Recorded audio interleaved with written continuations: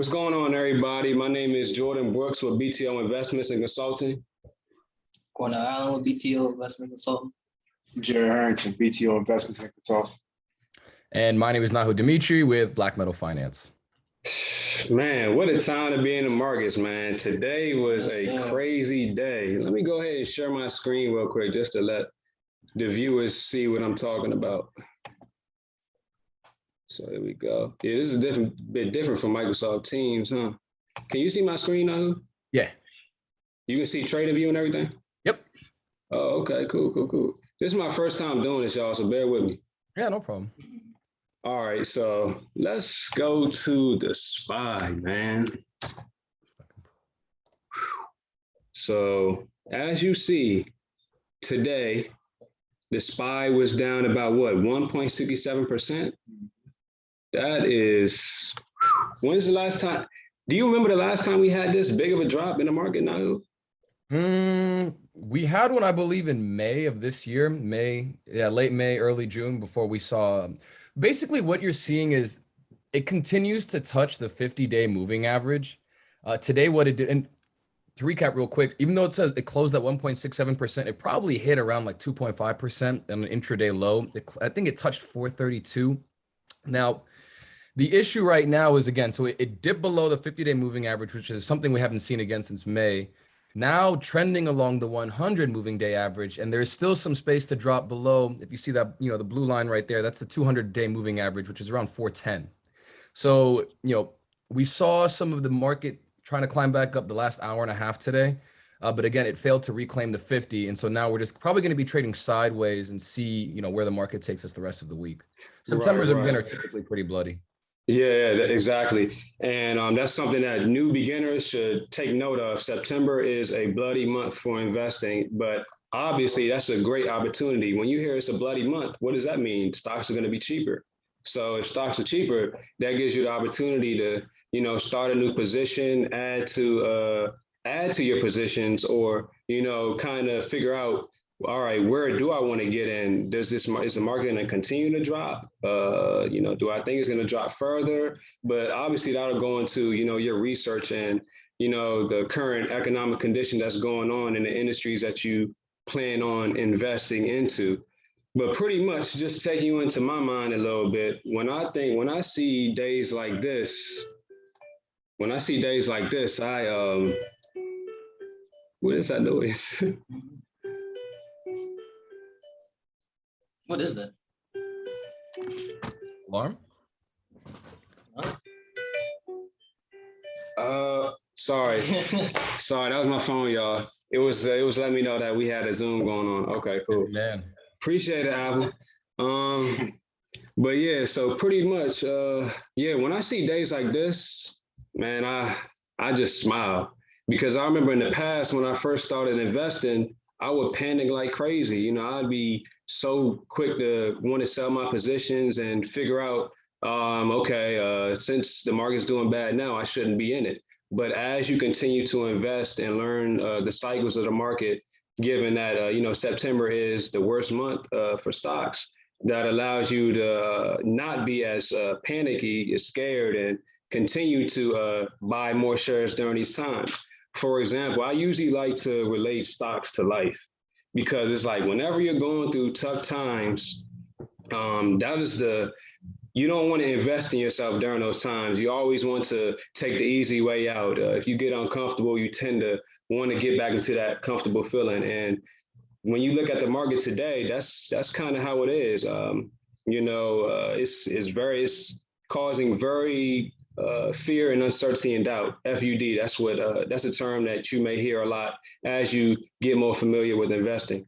But pretty much during this time, not all investors have the same mindset, and others may have more risk tolerance than yourself and are able to stay in the market. But those that aren't pretty much are selling, and that is probably one factor that you're seeing now is a lot of selling. Also, the markets have been trading around highs for so long due to the pumping of the Federal Reserve buying bonds, every month or so. And that's been contributing to the market reaching its high. So this correction that you're seeing is definitely very healthy. And yeah, so pretty much as you see, the 52-week high is about, where the 52-week high? Let me see. No, that says the days range. It usually. I think the high was what, 446? Yeah. The high was somewhere around 446. Let me see. That is. Oh, no, the high was 454. Excuse me. The high was all the way up to 454. Jeez. So just seeing that, that's like a $20 price drop from the highs. So if you're the individual that likes to buy at that high, I'd advise you not to do that, because look at the stock now. If just consider that you say that you bought at that high of $454. It's at $434 now. And that was what, September 2nd? So if you just would have waited about 3 weeks, you could have gotten at a cheaper price, which is why it's important to stay patient. Patience is a virtue. Patience is a virtue. I know I'm kind of rambling here, but I really wanted to point that out. These are my favorite days of the market because it allows me to, grab cheaper shares and, start new positions and, continue to grow wealth. But that's really all I wanted to. Keep in mind, I might want to add real quick that. Oh, go ahead, bro. You made a good point and this is a good segue actually into cryptocurrencies if we would take the macro story here. But real quick, remember that, again, like you stated very well, clearly, that this is a Fed-driven market, right? Federal Reserve since COVID has just gone crazy every month buying bonds. And so big money moves over to equities, which is why we've just seen a steady climb bouncing up to 50 days, moving averages. Remember that the Federal Reserve actually has a meeting on Wednesday to discuss two things. One, the fact that actual Fed chairmen are actually buying and selling equity, which is quite dubious to say the least. And then secondly, they're going to be discussing whether or not they're going to, how much of tapering off are they going to do with their buyback purchases. And so this news, or rather the market movement right now, might sort of teeter them towards the dovish side. However, how much more dovish can you get at this point, right? So VIX is above 25. We haven't seen it that high in quite some time. So these are just some things to monitor. And I mean, the other macro issue that's going on right now is the Evergrand issue in China, right? So like the second largest, was it real estate? They defaulted. And they're based out of Hong Kong, and it's sort of the macro story there too, right? So the CCP is essentially, first it was the education department, right? Education sector in the markets over in China. They pretty much just, handcuffed these companies to attaching them with the government. And now you're seeing that with real estate, right? Hong Kong, they have the highest, home prices globally, actually. And so I think China is trying to take a bit more of an authoritarian approach to fix that. And what do they do? They sort of handicap these companies in the markets. This, again, the second largest brokerage, Evergrand, just defaulted, and their stock price is an all-time low. And you see it dragging the Chinese equities and now the US equity markets. And then even to take a further step back, again, what is the reason for all of this? This is all due to the debt, so on and so forth, fiat currencies. And so what is the solution for this, guys? Cryptocurrencies. And you're seeing that right now too, right? With, cryptocurrencies, they got a bit heavy over the weekend. Bitcoin around 47,000. It looked like she was going to fall a little bit. And she did hit around 44K, a little under 43, but they're hitting the fib levels. And it's just a risk off for all major assets right now. But nevertheless, in my opinion, I think you're going to see a lot of money start to rotate from the equity markets into the US markets, especially money from out in the Far East, where they look at it. The only market that's really, done well indice wise globally is the US indice markets. And I think big time money is saying it's a bit too stretched out right now. We need more of a pullback. Watch that rotate back towards cryptocurrency. So again, even looking at this chart you pulled up right here on Bitcoin, what is the daily? I mean, look at that wick buying at, I'm looking at it from, the beginning of, what is this? Yeah, late August, the beginning of September, those last 3 wicks, look at them buying the dip at 42s. Rough. So there's a lot of strong buying there. The whales just waiting, man, to accumulate your bags for cheaper. And that's where that FUD's coming in. They know what they're doing. Yeah. So, these are the days, even more than stocks, you buy the dip on cryptocurrencies. I mean, speaking of cryptocurrencies, I'm pretty sure there's a lot of people that don't know what it is. So if I can kind of give like a brief description of it, pretty much just think of cryptocurrencies as, digital or virtual currencies that are secured through cryptography, okay? And pretty much these currencies are not issued by a central authority. And that pretty much means that, they're not controlled or manipulated by the government at all, which, what's the word, kind of allows people to gravitate more towards it, because who wants the government, always being in control of their things? And pretty much, cryptocurrencies are systems that provide online secure payments through utilizing, that cryptography that I was mentioning. And, that's a whole nother episode that I may decide to get into, but just know that, your transactions are secure through utilizing this cryptography algorithm. And pretty much, why is crypto so successful? You have blockchain technology.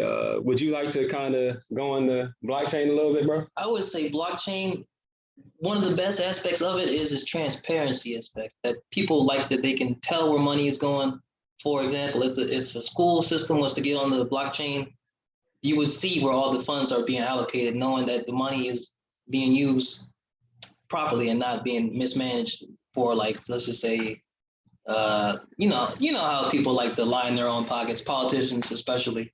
If they were required to have all their funds transferred through the blockchain, be public for everybody to see on the ledger. And cryptocurrency is great for this because it allows you to also take a step back and look at the market in a different aspect to know where the money is being moved. That you can tell, like you said, look at those big green wicks. You can tell the whales that just decide to accumulate more. They have millions and millions, where a few $1,000s for them means millions in purchasing power when it goes right back up. Because the average person can't afford to lose that $2,000-$3,000 on their one coin. So they're more fearful, would sell it, what they call weaker hands, and those with what they call stronger hands or diamond hands. Now they look at it as in a long-term perspective where, all right, I'm keep buying more. It's basically on discount. And it's some coins that you would just never want to stop not buying. For example, top two, Bitcoin, Ether. But another third one I would say, which is central to the space, Chainlink. I love this coin, Chainlink, because it's not only a DeFi, decentralized finance center coin, to where you can use it throughout the entire space. Everybody needs it because it's an oracle. An oracle is a coin that facilitates off-chain transactional data. For example, if I had a platform where I'm betting on the outcomes of a sports game, that isn't connected to the blockchain inherently. So that's off-chain data. Chainlink will relay that to the blockchain and give the accurate results. You need accurate results because you need, once that code goes, it executes. And after it executes, it's at the location, like how we went over in another episode. If you send your money to the wrong address, it's just gone. So it's important to have very, very, very good oracles to have good accuracy. And Chainlink is touted as the best one. So if everybody needs oracles, is it still a new space? Why not go with the top player? Well, agreed. And I know this topic was really centered around blue chips versus altcoins. So what would y'all consider Chainlink to be? Would that be a blue chip or alt in your opinion?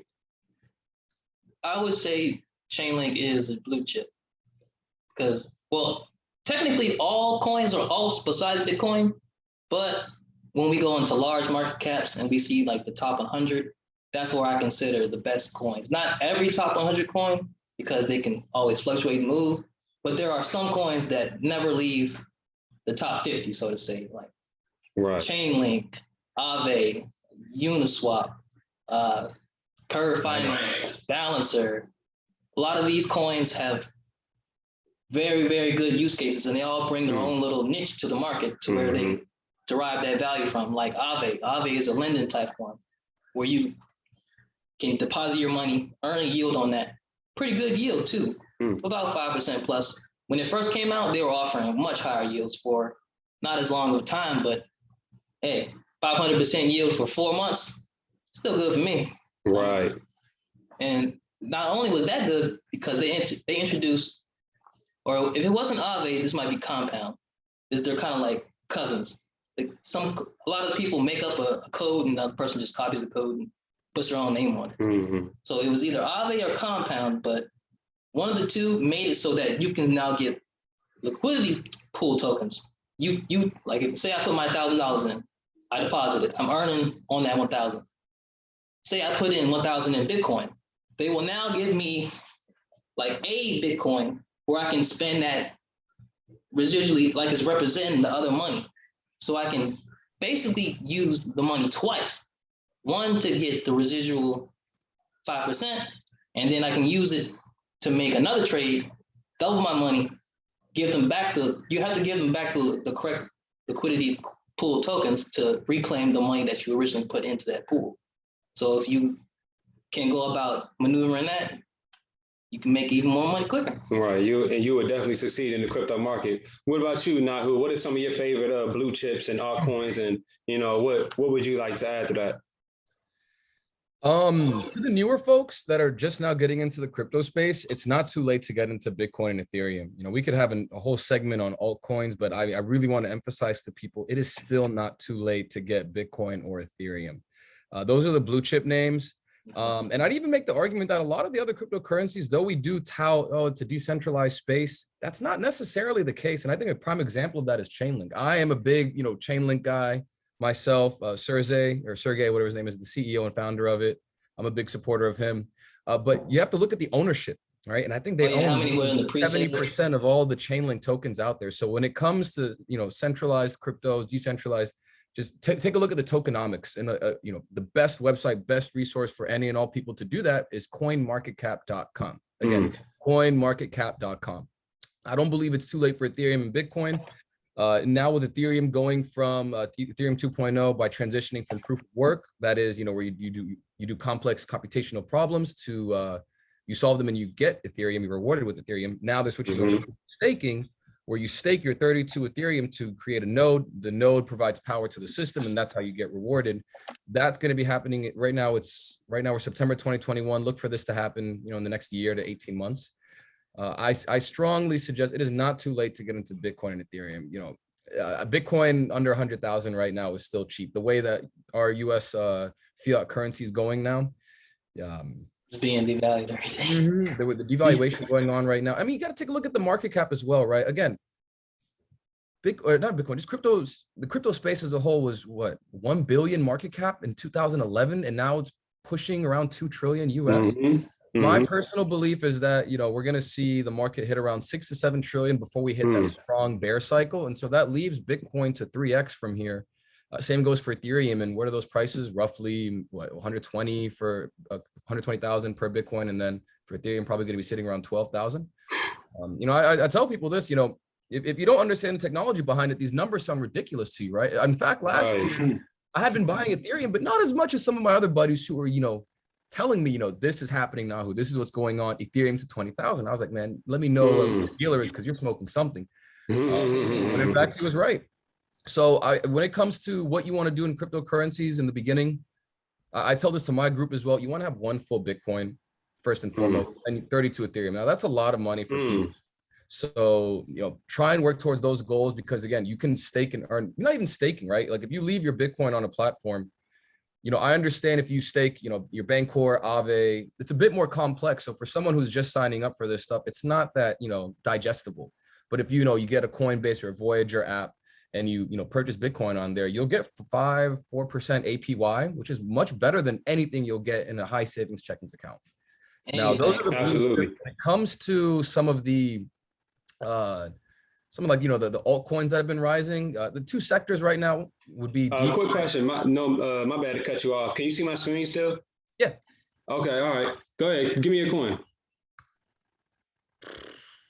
I mean, everyone talks about Cardano. I'm not the biggest fan. I think they have the greatest. I'm not a big fan of them either. Well, all right. Well, no, give me a coin that you would want to search, because since we're on CoinMarketCap right now, we can kind of give viewers an inside look into how you analyze a coin when you're on CoinMarketCap. So go ahead and give me a coin. All right, take a look at Solana. SOL. I knew you were about to say that.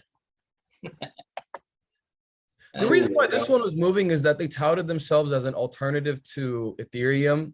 in the sense that they're going to be providing a smart ether contract. killer. Yeah, like they have a smart contract, as well as they're going to you can use their coins to purchase NFTs. So they're trying to mimic what Ethereum was doing. But let me show you real quick. So scroll down a little bit on the screen. And so the way I typically look at it is click on show more under fully diluted market cap. Is that still down? Oh, it's up. It's on there. The screen's on. Yeah. Oh, is it? Yeah. Is there a way I can hide this, bro? Can you see this on my screen? Move this over. Oh, my bad. Then click show more right under fully diluted market cap. Got you. There we go. But so this is typically the way I look at things. When I try to find a good cryptocurrency, just with respect to tokenomics and what type of price action we can expect, I look for cryptos that have less than 1 billion circulating. So less than 1 billion coins circulating. And if I'm not mistaken, Solana's around 400 million total coins. Yeah, they don't have too many. I think they also have, well, now they're in the billion of market cap, but before they ran up, because they're up about what 300% for the last 2 months. Actually, about 5,000 almost the whole year. They were at $5. It started at $1. $1. But not so much the price, but if you scroll up, 4,000. Wow. Here. Yes. Look at that. This is the one I want people to pay attention to. It's the circulating supply versus the total supply, right? So there's 296 million out there in total circulation. I'm sure the Solana team has, however much they have saved, right? That discrepancy between 504 and 296. That's held with the Solana team. They could dump that anytime they want, right? So it's not as decentralized as people make it out to be, but that's typically where I begin, right? Total coins, do they have a good story? And then try and calculate with respect to Bitcoin's market cap, how much could we expect to see this move to get to $1 billion market cap to $10 billion market cap? So that's usually like my way of doing it. If they get above 10 billion, I'm not too excited because it's very hard for crypto to 10x from 10 billion market cap to 100 billion. The only exceptions to that have so far been Ethereum and Solana, if I'm not Solana, excuse me, Binance. So Binance and Ethereum have been the only exceptions. And what are the two common factors between those two? That they have their own smart chain. So smart chain has been the flavor of the year, so to speak. The names that have run up this year have been Binance, which there are some cryptos that run on the Binance smart chain. Ethereum, number one by far and away, but so Ethereum ran, Binance ran, Cardano, sneaky guys, they ran on announcing that they're smart contract, but they haven't done anything. The technology is weak there. I won't go in there. Congrats to people who made money on it. And then lastly has been Solana. So these four have been the biggest movers. And look, they're all above $50 billion market cap. So that's been the flavor right now. And we're starting to see a bit of a rotation into the DeFi sector, the Uniswaps, the Polkadots. The layer twos of the section. DeFi is probably the next alt section I'm keeping a close eye on. Okay. What is DeFi? Decentralized finance. Basically, pretty much just want to say F it to the banks. These guys are all crooks. What you do is you provide or you lend your cryptocurrency as an asset for people to, borrow, lend, and you get a percentage. It's as simple as banking, really, just using virtual tokens. So some things to pay attention to are going to be what's going on with Coinbase right now, actually, because they're trying to provide a lending program. However, the SEC is hammering them, stating that, you guys aren't regulated like a security lending program. So I think once this little, turbulent speed bump is done with, I think it's going to provide more legitimacy to the space. Coinbase is the forefront because they have a lot of Wall Street money in there. But once you see, this hurdle getting passed, I think DeFi as a whole is going to take off. And I strongly encourage people, have some money in your bank, sure, but you should be putting most of your assets where, let the money work for you. And in your bank account, the money is not working for you. So absolutely not. And absolutely to your first point, let your money work for you. Question. So obviously, we have the stock market is less volatile than the cryptocurrency market. So individuals that are trying to, create a strategy for, when should I enter the crypto market, or it's so volatile, I want to get in at this price, but, the next day it's up like $5,000. So what advice could you give to those individuals that are kind of a bit wary because of the volatile price fluctuations and movements? What advice could you give to those individuals? You just got to look at the chart. at the end of the day, we have the total U.S. equity, total global equity market is around 100 trillion US dollars. Total, real estate in globally is around 200 trillion. Again, cryptocurrency started off with $1 billion 10 years ago and has however many X to 2 trillion. So 100X in 10 years. All right. Many think it's a scam, but the numbers don't lie for themselves. So yeah, you was going to see these price fluctuations, but that comes with, a newer asset class. And to that, I also tell people, don't think about it in dollars, think about it in percentages, right? $5,000 on 50,000 is 10%. And so this is also primarily we're speaking to younger folks, right? If you're 35 and under crew, you guys should be looking at a 10-year plus, horizon. And so I think cryptocurrency will, far and away beat any asset class out there. So if you're willing to stomach the, the volatility, you're going to dollar cost average. Bitcoin, Ethereum, and some of the other cryptos are, the way to develop your wealth, in my opinion.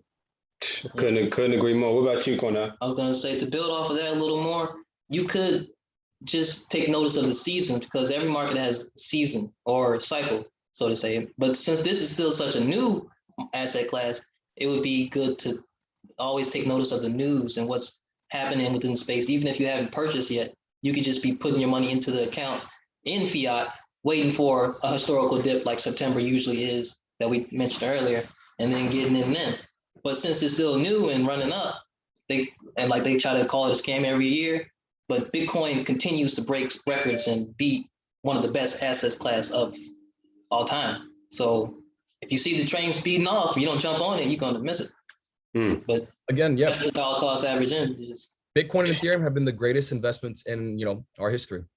Nothing has come close in the last, 100 years? Let me go ahead and pull this chart up again for you. So, again, this trading view, I think, only takes you to the price around 2014. I mean, this thing was trading, guys, at 1 cent, 2 cents. Yeah, you had to get Bitcoin in person on paper at one point. Yeah, see, that's when it was a little more difficult. But you see, hey, if you took the initiative to spend $1 just a 5-year chart, 100 Bitcoin, you setting yourself up for lifetime wealth just right there. So it could literally be that easy if you just believe in yourself and take the risk. I don't think this chart gets on. Numbers don't lie. Right. Nah, right. Well, man, I know Jared, I know you all weren't able to see Jared in the first episode, but yeah, go ahead and give him a little, brief background. Like, why did you start BTO? Like, what's the purpose of BTO Investments and Consulting? Well, BTO is, we ultimately, we want to change people's minds. It's about the mental reprogramming of the brain. So in our community, people of our skin color, we are unfortunately, we haven't been taught these financial freedom keys, and BTO Investments is really the gateway. We look at it to be the future at the end of the day. I just came back from South Africa. Out there, it's amazing, man. I seen my first Bitcoin machine. You can actually trade Bitcoin out there. It's just amazing to see like all the different things that the world has to offer. So end of the day, I brought these two guys on. You hear it for yourself.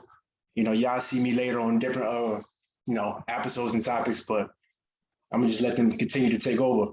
For sure. For sure. We just always want to be able to bring them new tools to you, because we're currently working on getting some mining tools under our belt to where I'm glad you mentioned that. Bring some passive income into your life even more. I was going to ask Black Metal about that as well. What do you know about helium, crypto mining with helium? Are you familiar with that? Yeah, that's one of the more profitable ones now that obviously Ethereum is switching over to proof of stake in the next 12 to 18 months. People I've spoken to, sometimes Ethereum Classic, but that has its own issues. So Helium, Ravencoin, those two seem to have been the biggest with respect to miners. But again, crypto's trying to sort of take the power away from miners and put it back into, I guess, just buying. So it's becoming less and less profitable. But again, yeah, Helium is one of the better ones that people are using to still mine. Okay. Have you considered doing that? Like just so, I mean, with respect to, or do you know anybody that's proof of work actively doing it? Okay. Yeah. Okay. Yeah. You can if people were interested in crypto mining, you can purchase an already made rig that can do work on one specific crypto, rather mine on one specific crypto that's already ASIC. pre-made. Exactly. Yeah, ASICs. Yep. Or you can buy GPUs, NVIDIA, AMD, Intel. I'm not quoting anyone in particular. And you can go ahead and start mining. Again, the most profitable and right now is Ethereum, but again, since it's going from proof of stake in the next year and a half. What's the point? Yeah. The problem is the startup, again, there's a whole host of issues with respect to the mining economy, right? Because GPUs or processors have just skyrocketed because of short demand from COVID. So we use these GPUs in just regular gaming devices, computers, Cars now. Cars as well. So chip shortages of it's a seller's market right now. So just be aware that the cost for entry is going to be expensive, around 10,000 US plus, probably for a decent rig, and of course your electricity bill. No, most definitely. Man, that was some great knowledge that you all both talked about today in reference to just the crypto markets, talking about different strategies, how to analyze coin market cap, and just a whole bunch of different coins out there that individuals can help build wealth. Is there anything else that you all would like to add in terms of this topic? Good short-term crypto blue chip topic. Well, we can save some. The numbers don't lie. Sure. Numbers don't lie. Yeah. Men lie. What do they say? Men lie, women lie, numbers don't lie. That's just make sure you dollar cost average. Like we have all said, Bitcoin can drop here. Actually, I want to take another step back and say, look at this. Look at cryptocurrency, right? Not only do you have the ability to short, go long, leverage, but it works without the system crashing. Right. And I think that is so powerful and frankly so beautiful as compared to the US or even other equity markets, right? Where if there's a certain crash that goes on, there always needs to be some liquidity pump, or else it's just going to cause, or else it's going to keep going down. Yeah. So the fact that this thing can regulate itself, I believe, should tell somebody that there is some promise and that there's some serious money in this game already. The only money that gets flushed out is the speculative money. You know what? That's the price you pay sometimes in capitalism. Oh, I got something to add. I also to say I want to bet and believe in crypto because some of the smartest minds are in the space working on it. Vitalik Buterin has literally won Olympic gold medals in mathematics. To where if a guy is that smart, I think I'm gonna go with his product because he's trying to do something. They want to be able to give the power back to the people. That's why they want to take away proof of work and do proof of stake for the miners, taking away some of the profitability of that they can charge you more on your block space. Like how people know in crypto, it might cost like $5 to transact $100. But if the network gets clogged, the miners can take it upon themselves to charge a higher fee for that transaction to go through. And whoever pays the higher fee, they take first as precedent. So if they charge a fee of $50, which it could be about right now on the Ethereum blockchain, they're making more money and you're making less because you have to take out some of that to just pay for it. And they're working towards that with the proof of stake to alleviate that and give the power back to people again, showing that he is actually invested in his product and what he first believed in. Great point. I'm more hey, I don't have anything else to add. They pretty much took the words out of my mouth. They're both the crypto gurus here, so I had to let them take it away. But I'm pretty sure more episodes you'll hear me talking more about crypto. But I hope y'all enjoyed this episode of Road to Financial Freedom, and tune into the next episode. Thank you. Thanks, guys. See you.